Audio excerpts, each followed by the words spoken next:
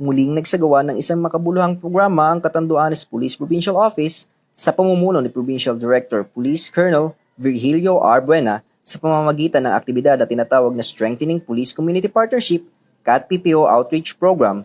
Ginanap ang aktibidad sa Catanduanes World War II Memorial Fountain or Freedom Park sa Barangay Santa Cruz, Virac, Catanduanes, kung saan naging tampok ang Supplemental Feeding Program katuwang ang Virac MPS, mga konsultasyon mula sa Women and Children Protection Desk, at libreng blood pressure monitoring at health awareness mula sa Provincial Medical and Dental Team.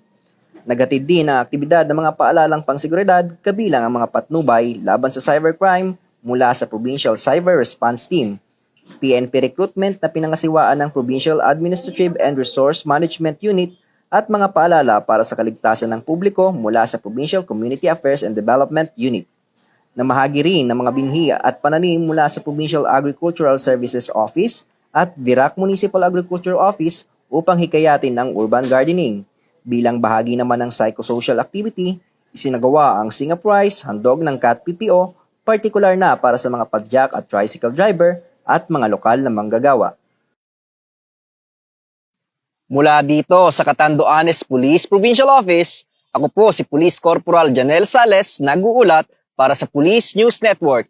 Bagong PNP para sa bagong Pilipinas, serbisyong mabilis, tapat at nararamdaman.